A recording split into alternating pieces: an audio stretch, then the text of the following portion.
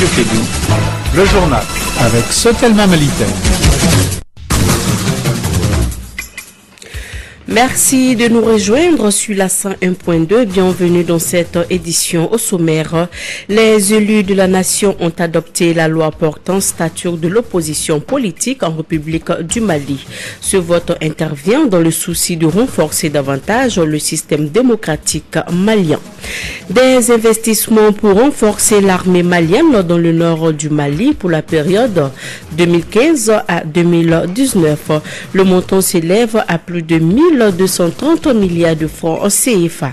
Les travaux de la première assise 2015 de l'Association africaine de l'eau a débuté hier. Efficacité énergétique dans les sociétés d'eau en Afrique, c'est le thème retenu. Voici pour vous les titres.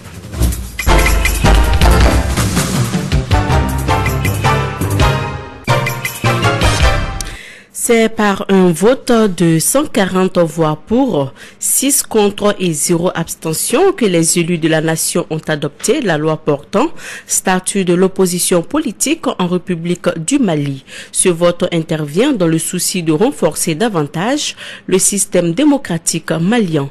Le texte composé de 23 articles répartis en 4 chapitres a été adopté avec 13 amendements. Ce nouveau texte corrige les insuffisances de loi numéro 00047 du 13 juillet 2000 portant statut des partis politiques de l'opposition sous Alpha Oumar Konaré. Kassim Traoré, reportage.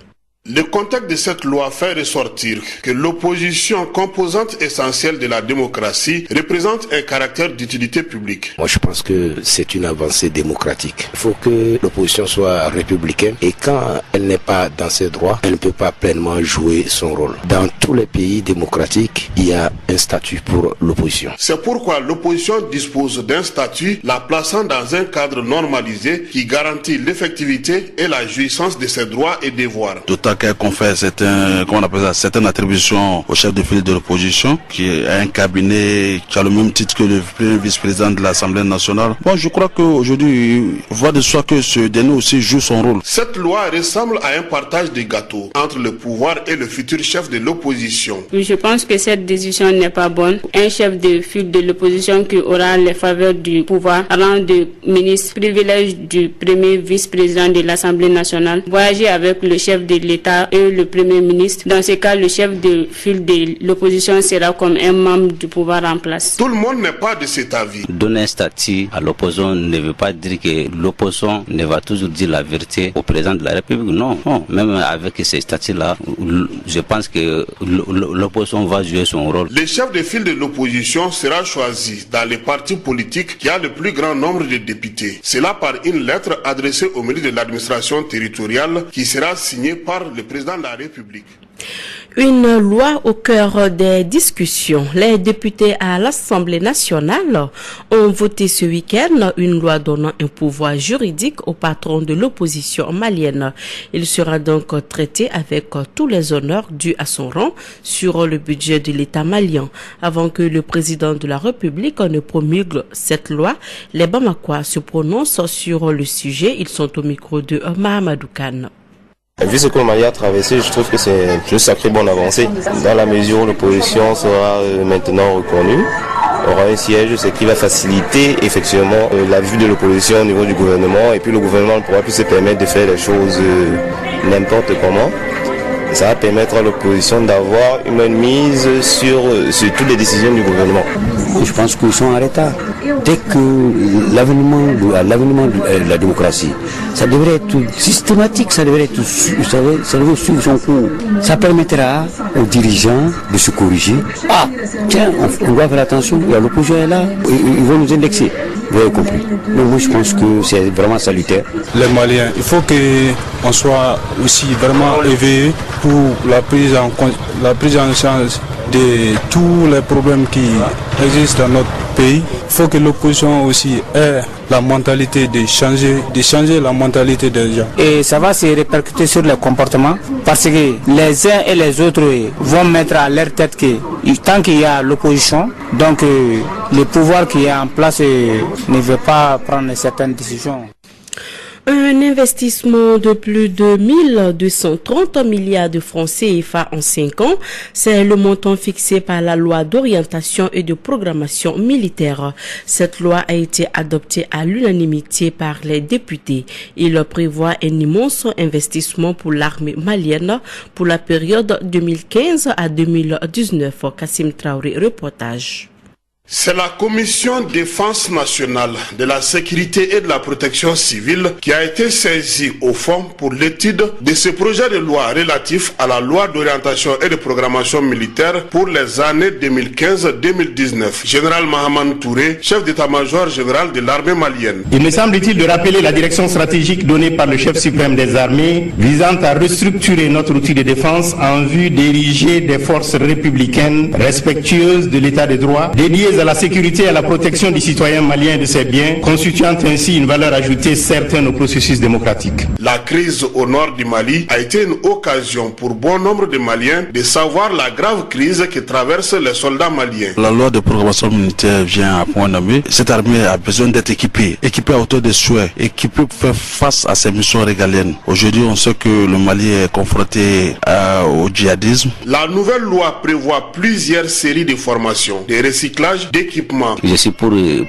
recrutement parce qu'on sait que notre effectif de notre armée c'est pas aussi grand que ça. Contrairement aux autres pays, il faut recruter, c'est bien, mais il faut recruter des gens qui puissent faire le boulot, quoi. Le président de la Commission nationale défense, sécurité et protection civile de l'Assemblée nationale veut qu'il y ait une gestion rigoureuse des fonds qui seront mobilisés. Honorable Karim Keïta. Mais aussi en créant de nouvelles casernes, de nouveaux camps. Mais nous serons, nous, au niveau de la commission défense, très regardants sur les dépenses. Cette nouvelle loi d'orientation et de programmation militaire était attendue il y a quelques années. Sur un autre plan, redynamiser et moderniser le secteur agricole en Afrique, renforcer les capacités économiques des Africains, surtout dans le secteur informel et le changement des systèmes éducatifs, sont les principales recommandations de la 11e édition du Forum de Bamako. Écoutons les impressions de quelques participants. Intrinsèque entre sécurité et développement et la nécessité de coopération régionale, supranationale et internationale dans l'optique de garantir une paix durable, condition préalable à l'émergence. L'Afrique a besoin de parler, de se parler, l'Afrique a besoin de réfléchir, l'Afrique a besoin d'anticiper. Et je suis vraiment satisfait de ce que j'ai entendu, ce que j'ai vu ici. Et je crois que l'occasion a été donnée aux uns et aux autres de planter les décors, de continuer la réflexion et surtout de bien faire comprendre que l'émergence de l'Afrique appartient aux Africains d'abord. La grande satisfaction, c'est la participation des élèves, des étudiants qui étaient là pour assurer la relève. En tout cas, moi, c'est la première fois que je participe à ce forum. Je crois que c'est la 15e édition, mais je suis complètement satisfait. Efficacité énergétique dans les sociétés d'eau en Afrique. C'est le thème de la première assise 2015 de l'Association africaine de l'eau qui s'est tenue hier à l'hôtel Salama. L'objectif de cette première assise consiste à préparer le congrès sur l'eau qui se tiendra à Nairobi en 2016. Écoutons Olivier François Kosso, représentant de l'Association africaine de l'eau. Et donc l'objectif de ces travaux, c'est de préparer le congrès de Nairobi. Donc au niveau de l'association, on a des congrès tous les 2 ans. Et après celui d'Abidjan en 2014, le prochain se tiendra à Nairobi en 2016. Et donc tous les 4 mois, nous faisons le point des travaux, de telle sorte pour voir si l'avancement se passe correctement. Et l'objet de cette réunion aujourd'hui, c'est effectivement d'évaluer l'état d'avancement de ces préparatifs. Donc aujourd'hui, on parle d'efficacité énergétique, parce que pour la production de l'eau potable, l'intrant le plus important, c'est la composante énergétique. Donc si nous voulons garder le caractère social de l'eau, il faudra absolument que nous mettons tout en œuvre pour que ce coût de production soit réduit. Et donc si nous réduisons le coût d'énergie, nous pourrons peut-être réduire le coût de la production de l'eau potable. Et l'eau potable est tellement important parce que quand vous lisez l'actualité aujourd'hui avec l'épidémie Ebola, la première disposition qu'on demande, c'est de se laver les mains. Sans eau, ne se pas les mains, vous voyez comment les populations sont exposées. D'où l'importance de mettre un accent sur le traitement de l'eau, sur l'eau. Et donc le thème de notre prochain congrès, c'est l'accès durable à l'eau potable et à l'assainissement en Afrique.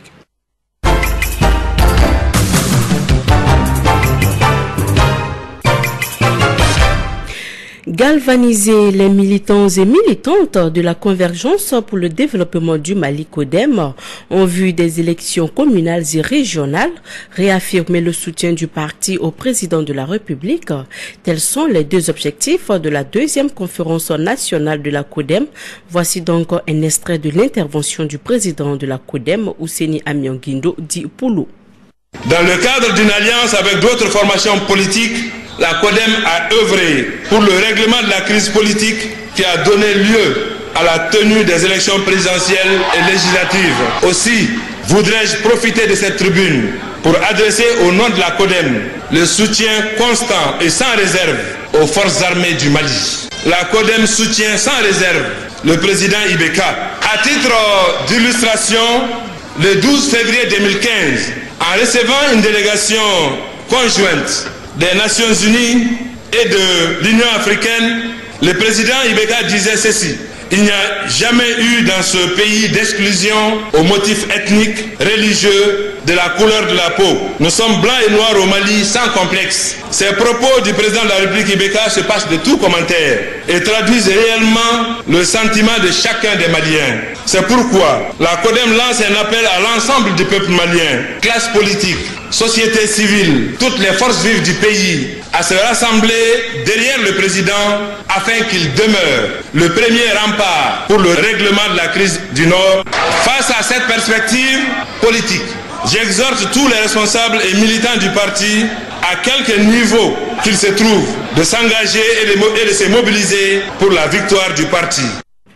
Dans le cadre de la 4e édition du festival China Dongo à Koro, Moussa Mara, ancien premier ministre et président du parti Yélema, rencontre les cadres de son parti dans le cercle des régions de Ségou et de Mopti. Il s'agit au cours de ces rencontres de parler des dispositions à prendre pour les élections municipales et régionales à venir. Aussi, Moussa Mara s'entretiendra avec les sociétés civiles et autres leaders de ces différentes localités. Écoutons Moussa Mara dans cette correspondance de Douba Dambélé depuis Ségou. Vu que j'avais prévu depuis quelque temps quand même de tourner un peu dans la région de Mopti, pour deux raisons principales. La première raison, c'est d'aller échanger avec les leaders du parti élément de la région et de m'assurer que le parti fonctionne, que les choses se préparent pour les élections communales et les élections régionales. Et la deuxième raison, c'est prendre simplement le pouls du vécu quotidien de nos compatriotes de terrain, comme j'ai l'habitude de le faire depuis une dizaine d'années.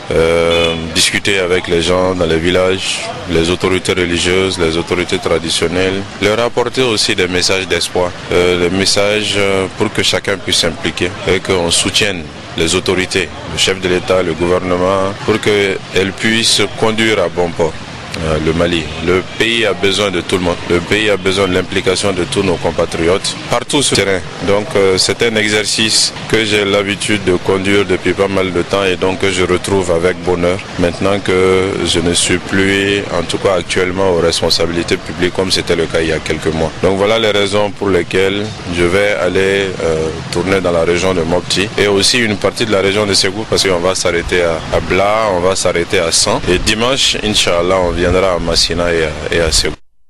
Voilà, parlons à présent cinéma. Le réalisateur du film, Thomas Sankara, était face aux hommes de médias hier pour parler de son film qui sera projeté gratuitement dans plusieurs régions du Mali. C'était lors d'un point de presse à l'Institut français. Christophe Cuplet nous explique pourquoi un film sur Thomas Sankara. Pourquoi faire un film sur Sankara ? Parce que je pense que sa parole est très importante, elle est universelle. Je désirais, comme un griot, transmettre cette parole 27 ans après sa mort. Que le film soit vu, donc qu'il soit décentralisé, quoi. Pas uniquement pour le public bamakois. Et voilà, je crois que c'est très important que la parole de Sankara continue d'exister et qu'on puisse la montrer et l'entendre en Afrique, mais partout dans le monde. Alors le film, c'est un portrait de Sankara. Mon film est un portrait de Sankara en archives, composé uniquement d'archives. Et voilà, donc on suit, si vous voulez, son coup d'État qui l'a porté au pouvoir. Et jusqu'à son décès, il est décédé donc le 15 octobre 87, donc assassiné. Et on ne connaît pas Jusqu'à ce jour, on ne connaît pas le régicide, on ne connaît pas le commanditaire de cet assassinat. Voilà. Donc c'est une manière de faire ce film, c'est aussi une manière de poser ces questions. Qui a tué Sankara? Enfin, c'est pas la question fondamentale du film de savoir qui a tué Sankara, mais c'est de poser la question de son action et de sa mort. Voilà, c'est la fin de cette édition. Merci à vous de l'avoir suivi. Mariam Kouyaté était à la présentation. Partie technique, Abou Touré. Bonne suite de programme sur la 101.2. Dans un instant, votre émission Allo Clédo avec Yelimadi Akonate. Bonsoir.